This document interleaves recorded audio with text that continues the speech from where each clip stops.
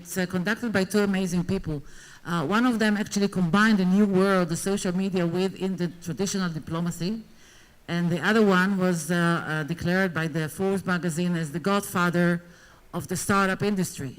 And I would like to invite you to help me welcome our Consul General of the State of Israel in New York, Ambassador Ido Aroni.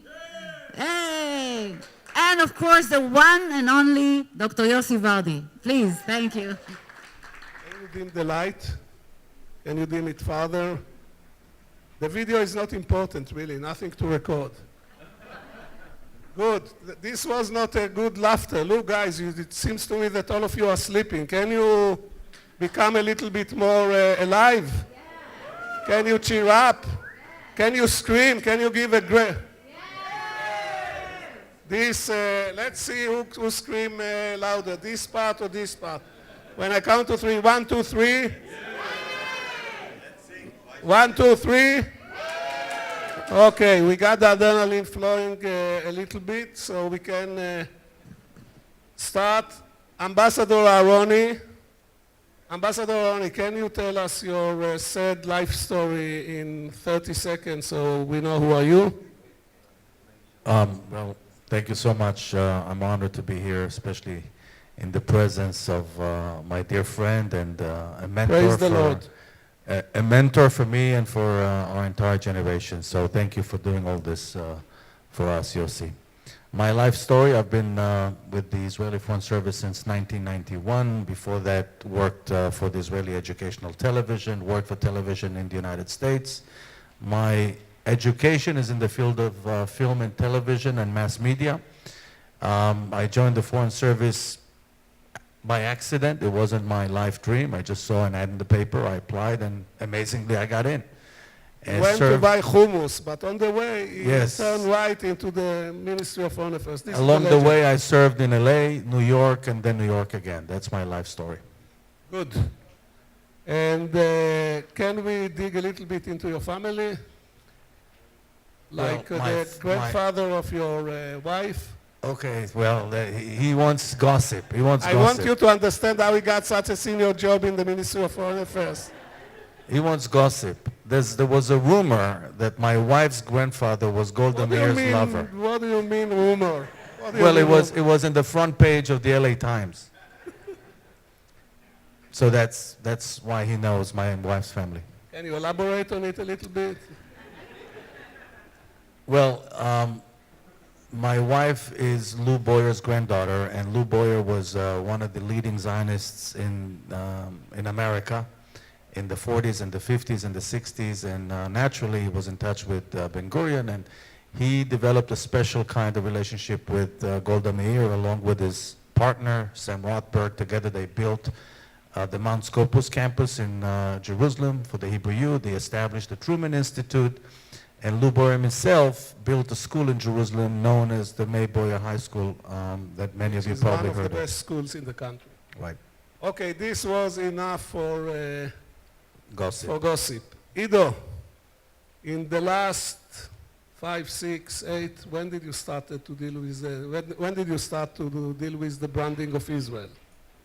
Right after 9/11, our mutual friend David Sable showed up in my office. Can you tell us anything about the grandfather of the wife of David Sable? Yes, it's the father actually. David Sable, and I don't want you to think that it's all about nepotism in Israeli civil service. It's not nepotism, it's cherchez la femme. What do you mean?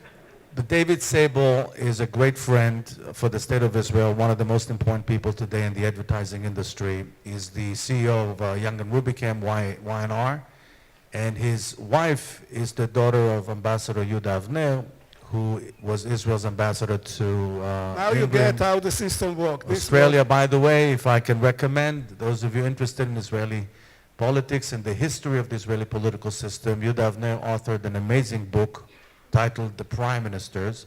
He served as a speechwriter to no less than 5 Israeli prime ministers. It's a fascinating book. Then he was our ambassador to the court of St. James or something like that. And also... Which they mean the UK, but they have in the Ministry of Foreign Affairs, they have very long names.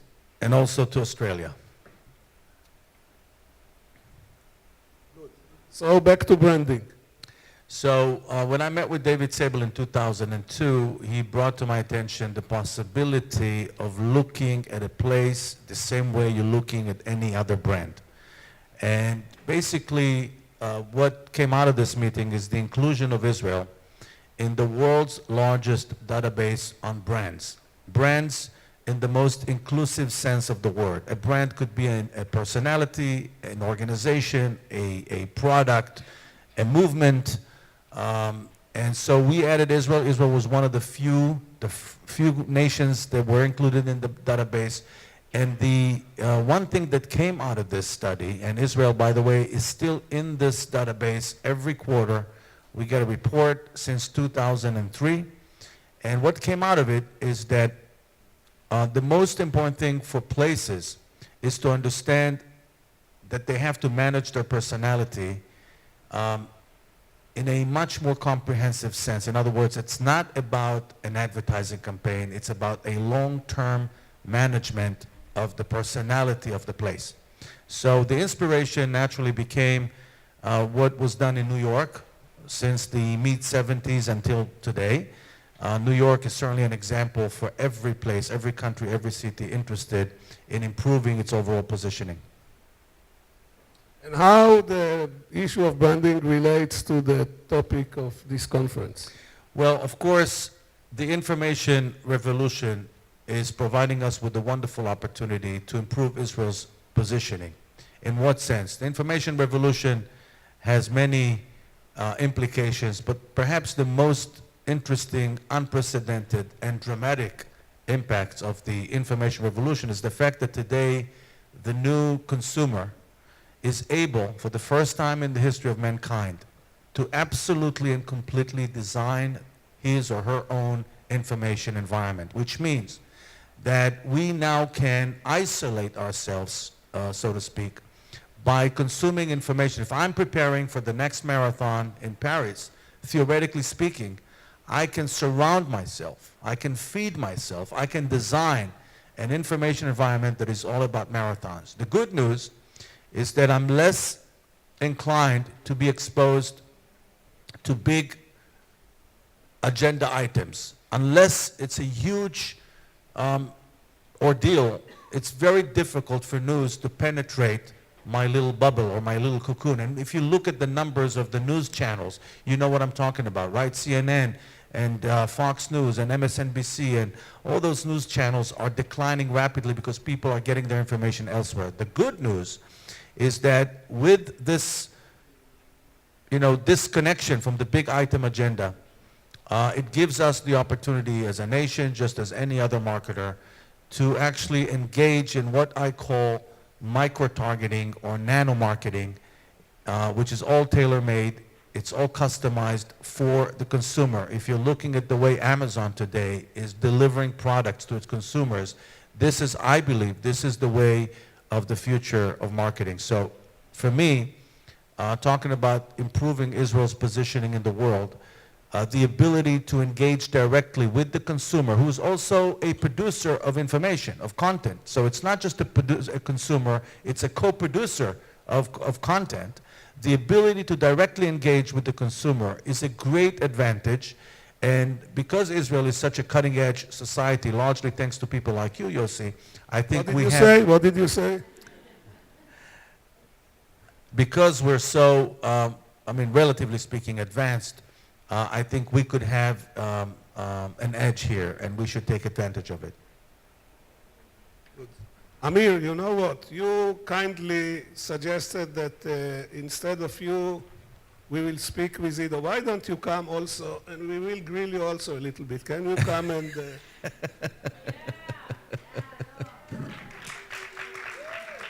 Ido, I hope it's okay with you. It's fine. Well, Amir is a dear friend.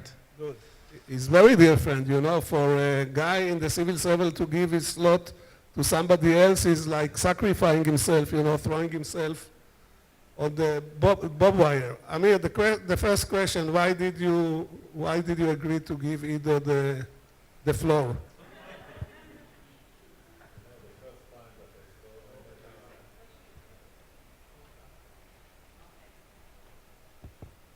First time that I met Ido, was, I think that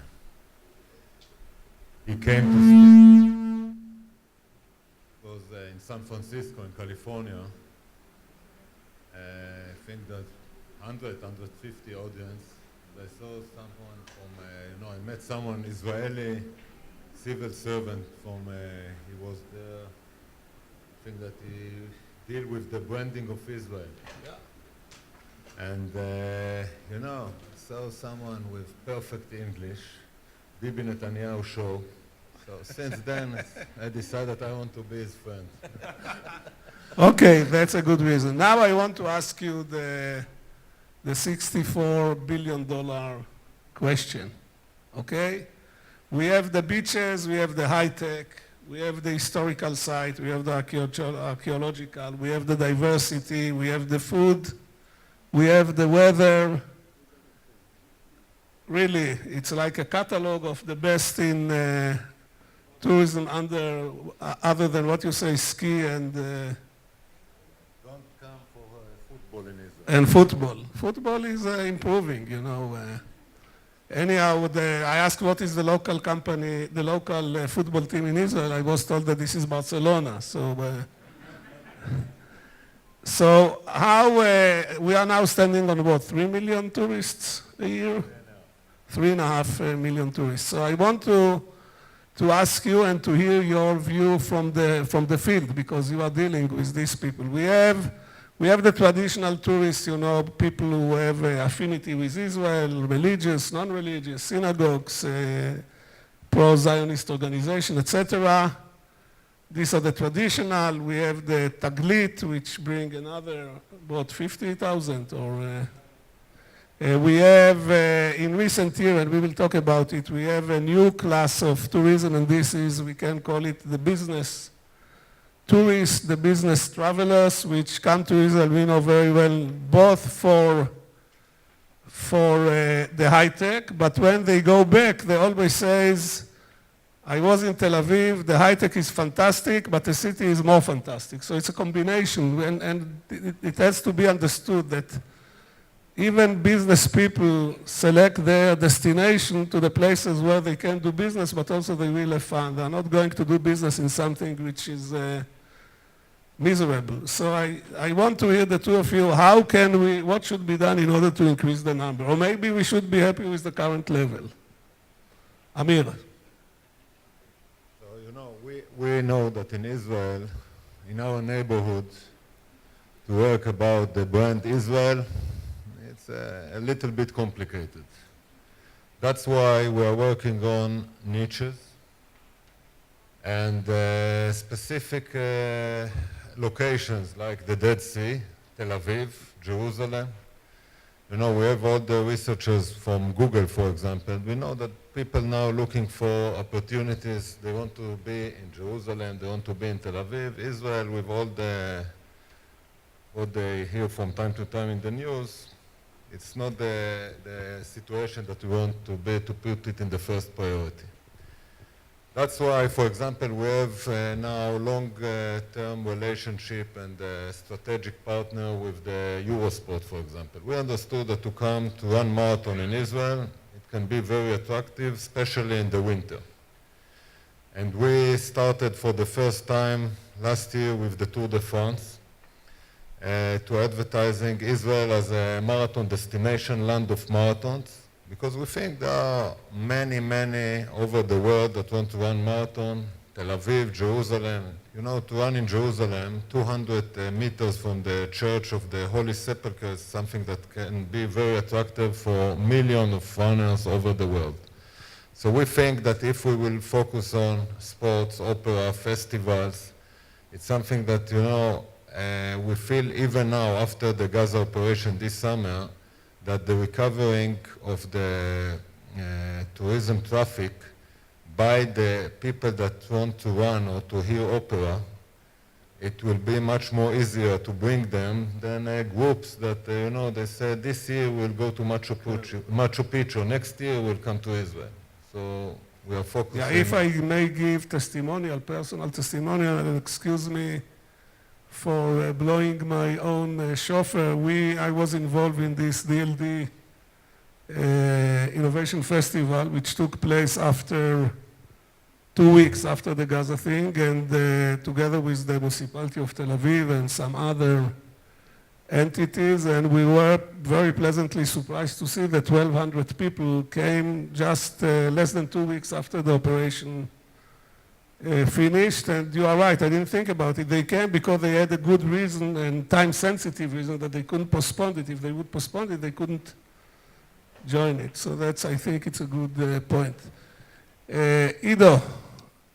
I agree with Amir. I believe that the way to improve Israel's performance in the field of incoming tourism is by combining two approaches. The first is, as I said before, we have to go even deeper below the line, engage and immerse ourselves in micro-targeting, in niche marketing, just as Amir described. The second thing that we need to do simultaneously is to invest heavily in infrastructure within Israel that will improve the product. I'll give you just one example. I mean, and obviously building new hotels and specialty hotels and attractions, this is all trivial. But I'll give you one example of the kind of opportunity that exists out there which we're not utilizing at the moment. Not many people know that one of the strongest brand names in the history of mankind is tightly related to Israel. And that is, of course, and I'm not referring necessarily to Jesus. I'm referring to Albert Einstein. Albert Einstein is universally connected with ingenuity and creativity, with innovation, and he belongs to us. In 1955, when Albert Einstein died, he left everything he owned, including the rights to use his name, to the Hebrew University. So imagine if we, and by the way, the Hebrew University has his entire personal archive. They even have the original manuscript of the theory of relativity, which next year will celebrate 100 years. Now, imagine if we could, as a system, as a society, as an economy, to celebrate Albert Einstein on a multi-level approach, create the Albert Einstein Museum in Jerusalem, create a television show, who will be the next Einstein, make sure that there's a Hollywood movie produced about Albert Einstein, telling the story of Albert Einstein with Israel. Albert Einstein... Where are the applause for such a vision? What's going on here with you? Well, talking about innovation.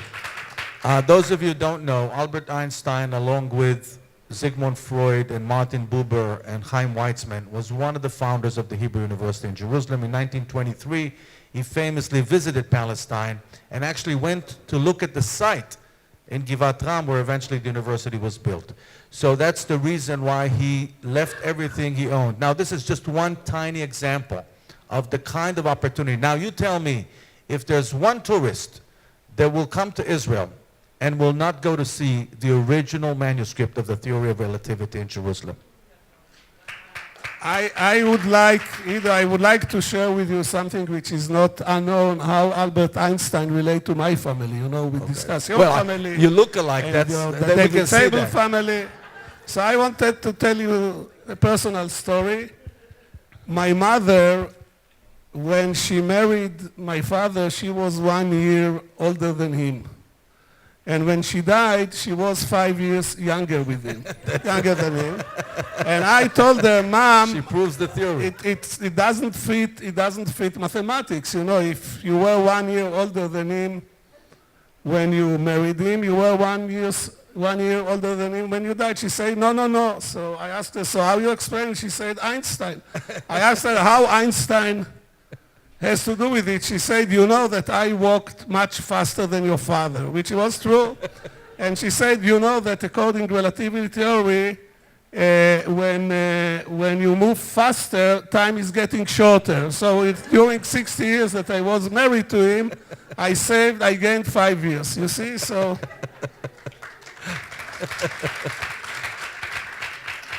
She also always, this doesn't belong to tourism. By the way, my mother and my father They were hoteliers. They were hoteliers. They had an hotel with 21 rooms in Mekor Chaim, Yerushalayim. They worked there from the morning until very late at night. And she, and maybe some of you heard it, she always maintained that I'm the idiot of the family, and all her plemenics, nephews, are very smart, and she's the only unfortunate person in the family who have a son who is an idiot.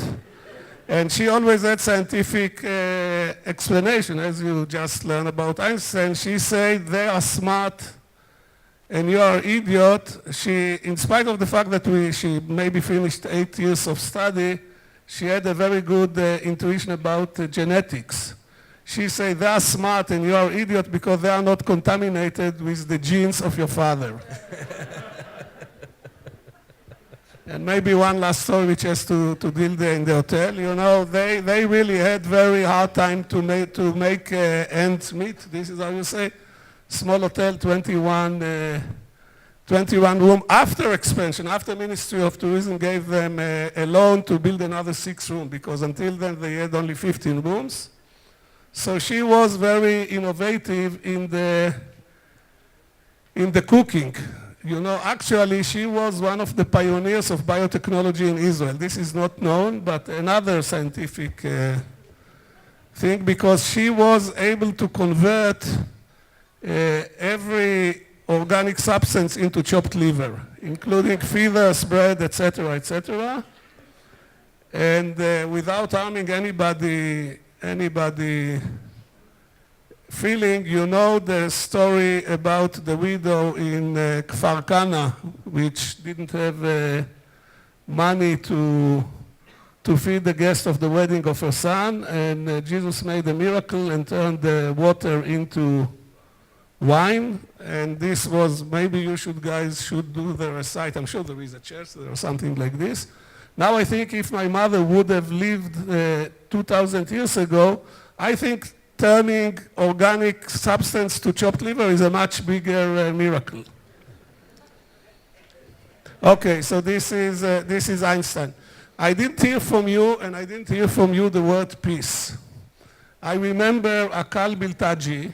Akal Biltaji, he was the Minister of Tourism of Jordan. Today I think he's the mayor of Amman.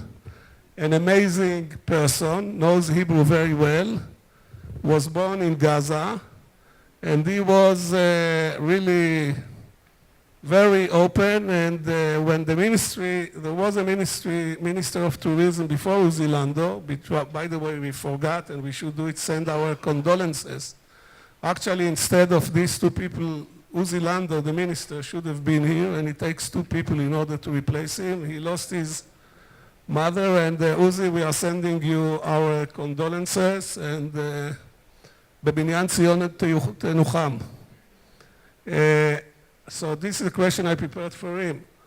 How about peace effect on tourism? What do you think will be the future of tourism in Israel when and if and when we will have a peace agreement with our neighbors? No, I'm surprised. So you are surprised? I think that you are former Director General of Ministry of Science in Israel. No, not science, development. Development and energy. Okay. Energy. And I think that you forgot the rules that when you are working in the government, so leave the political field. Political, it's not political. I heard Netanyahu speaking in Bar Ilan about the... I want to tell you, it's a tricky question. For all of us want peace, but we have to be realistic. I think that we have to keep optimism and to hope for peace, but to be realistic. But can we agree that if there will be peace, this will be another dividend, like increasing the tourism in the area? For sure. For sure? Okay. So we agree with you. Sure. How about you? That's why. Well, obviously, there is no question that political uncertainty, instability is inconducive for the growth of tourism industry in Israel and elsewhere in our region, including Egypt. Egypt is a perfect example of what could happen to your tourism industry when instability and uncertainty prevail. Having said that, I believe that we look at the performance of other countries that experience the hardships of geopolitics without going into names. I believe that given all the difficulties that we have, we can still do much better. And I say this as a civil servant, and I applaud the efforts of Amir and Uzi in the Ministry of Tourism, that despite of all the geopolitical hardships, despite of the problems that we're facing, and no question that Israel is facing an unprecedented number of threats, what we were able to achieve here is truly remarkable. Amir wanted to say something. You know, I just spoke about that, you know, I like to ski. And we have only one ski resort in Israel, in the north border of Syria and Lebanon.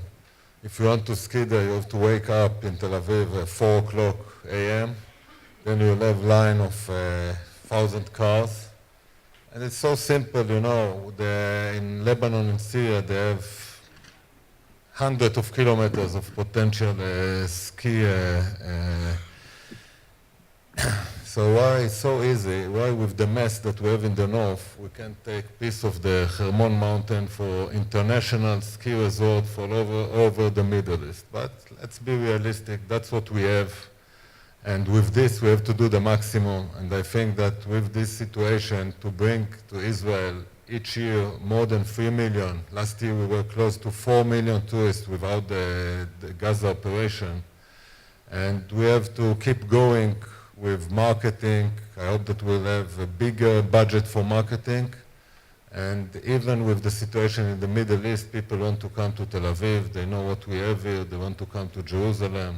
And let's hope for, I don't know, we want peace, but first of all, a couple of years of quiet. Okay, so I think that all of us agree that we want quiet and we want peace, and when and if, not if, but when there will be a peace of in the region, either want to add something. Yeah, we started with Golda. I'd like to end with Golda, if you don't mind. We have to end, you think? Guys, do we have to end, or can we continue? We have to end. You see the sign over there. Well, they tell the story, you know, Golda served as a prime minister from 1969 to 1974. In 1972, she was asked to host in Israel the chancellor of West Germany at the time. His name was Willy Brandt. I'm sure you also remember him. And she wanted to impress Willy Brandt. With addition to all the other elements, and we're here in Tel Aviv, I want you to know the story. Someone wisely advised Golda, if you want to impress Willy Brandt, take him on a tour of Bauhaus architecture in Tel Aviv. I don't know if you know that, but Tel Aviv is the home for no less than 4,000 Bauhaus buildings, and she did. She took him on a tour. They ended the tour in the Habima Square. She told him this is our national theater, and right next to it, she said, is the Mann Auditorium, our Performing Arts Center. And Willy Brandt was surprised. He said, I can't believe you decided to name your own Performing Arts Center after the famous German author Thomas Mann? And Golda replied, no, we named it after Freddie Mann from Philadelphia. He said, Freddie Mann from Philadelphia, never heard of him. What did he write? She said, he wrote a check.